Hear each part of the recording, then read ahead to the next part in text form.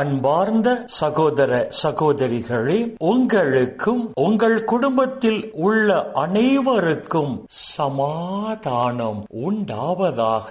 ஆமென். அன்பார்ந்த சகோதர சகோதரிகளே, இன்றைய நாளின் தியானத்திற்காக நாம் எடுத்துக்கொண்ட இறை வார்த்தை புனித பவுல் கொரிந்தியருக்கு எழுதிய 2ஆம் திருமுகம் 4ஆம் அதிகாரம் 16வது இறை வார்த்தை. எங்கள் உடல் அழிந்து கொண்டு இருந்தாலும் எங்கள் உள்ளார்ந்த இயல்பு நாளுக்கு நாள் புதுப்பிக்க பெற்று வருகிறது. எனவே நாங்கள் மனம் தளருவது இல்லை என்று புனித பவுல் இங்கு எழுதுகிறார். எங்கள் வாழ்க்கையில் நாங்கள் சந்திக்கின்ற துன்பங்களால், பாடுகளால், வேதனைகளால் எங்கள் உடல் அழிந்து கொண்டிருந்தாலும் எங்களுக்குள் இருக்கும் ஆவியும் ஆன்மாவும் கடவுளின் ஆவியின் வல்லமையால் ஒவ்வொரு நாளும் புதுப்பிக்க பெற்று புது பலன் அடைந்து வருவதால், எங்கள் ஆவிக்குரிய வாழ்க்கை ஒவ்வொரு நாளும் எழுச்சி பெற்று வருவதால், நிலைவாழ்வு கிடைக்கும் என்ற நம்பிக்கை எங்களுக்குள் அதிகரித்து வருவதால்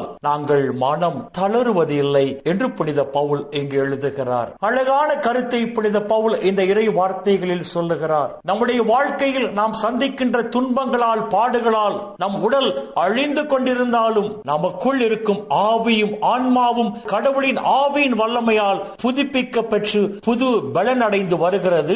இது நிலைவாழ்வு நமக்கு கிடைக்கும் என்ற நம்பிக்கையை அதிகரிக்கும்படி செய்வதால் நாம் மனம் தளர்ந்து போக மாட்டோம் என்ற ஒரு அழகான கருத்தை புனித பவுல் இந்த இறை வார்த்தைகளில் பதிவு செய்கிறார். அன்பார்ந்த சகோதர சகோதரிகளே, நம்முடைய வாழ்க்கையில் நாம் சந்திக்கின்ற பாடுகளும் துன்பங்களும் நம் உடலுக்கு அழிவை கொண்டு வந்தாலும் நம்முடைய ஆன்மாவானது அழியாத விண்ணகத்தை நோக்கி சென்று கொண்டிருக்கிறது என்ற ஒரு அழகான கருத்தை புனித பவுல் இந்த இறை வார்த்தைகளில் பதிவு செய்கிறார். அன்பார்ந்த சகோதர சகோதரிகளே, நம்முடைய வாழ்க்கையில் நாம் சந்திக்கின்ற துன்பங்களை, பாடுகளை மனம் தளர்ந்து போகாமல், சோர்ந்து போகாமல், மனம் உடைந்து போகாமல், நம்பிக்கையில் தளர்ந்து போகாமல் கடவுள் மீது ஆழ்ந்த நம்பிக்கை கொண்டு நாம் வாழ்வோம் என்று சொன்னால் ஒவ்வொரு நாளும் விண்ணக ராஜ்யத்தை நோக்கி நாம் பயணம் செய்து கொண்டிருக்கிறோம் என்ற ஒரு கருத்தை தான் புனித பவுல் இந்த இறை வார்த்தைகளில் பதிவு செய்கிறார். நம்முடைய வாழ்க்கையில் நாம் சந்திக்கின்ற பாடுகளும் துன்பங்களும் ஒவ்வொரு நாளும் நம்மை விண்ணகத்தை நோக்கி அழைத்து சென்று கொண்டிருக்கிறது, நிலைவாழ்வை நோக்கி நாம் முன்னேறும்படி செய்து கொண்டிருக்கிறது என்ற ஒரு அழகான கருத்தை புனித பவுல் இந்த இறை வார்த்தைகளில் பதிவு செய்கிறார். எனவே அன்பார்ந்த சகோதர சகோதரிகளே, நம்முடைய வாழ்க்கையில் பாடுகள், துன்பங்கள் வருகிற போதெல்லாம் நாம் நிலைவாழ்வை நோக்கி பயணம் செய்து கொண்டிருக்கிறோம் என்பதை மறந்து விடாமல் நம்முடைய வாழ்க்கையில் வரும் துன்பங்களை, பாடுகளை மகிழ்ச்சியோடு ஏற்றுக்கொண்டு வாழ்வோம். அப்பொழுது விண்ணக வாழ்வை நோக்கிய நமது பயணமானது வெற்றி நடை போடும். இந்த இறை சிந்தனைகளோடு நாம் ஜெபத்திற்குள் கடந்து செல்வோம். எங்களை நேசிக்கிற நல்ல பிதாவே, அப்பா, இந்த உலகில் இன்னும் ஒரு நாளை நீர் எங்களுக்கு சேர்த்து தந்த உம்முடைய கிருபைக்கு நன்றி சொல்லுகிறோம். இந்த நாளிலும் எங்கள் வாழ்க்கையில் நாங்கள் சந்திக்கின்ற பாடுகள், துன்பங்கள் எங்களை விண்ணக வாழ்வை நோக்கி அழைத்து செல்கிறது என்ற ஒரு அழகான உண்மையை உம்முடைய உயிருள்ள வார்த்தைகள் வாயிலாக எங்களுக்கு எடுத்துச் சொன்னீரே. அப்பா, உமக்கு நன்றி சொல்லுகிறோம். எங்கள் வாழ்க்கையில்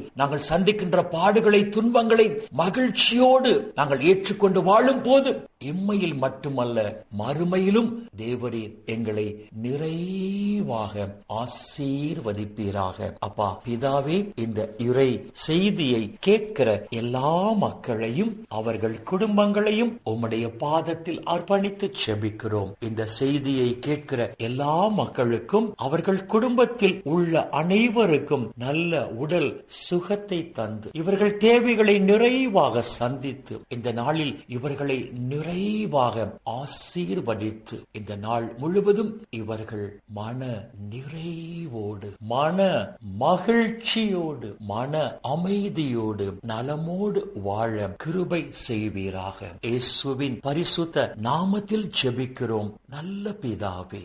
ஆமென், ஆமென், ஆமென்.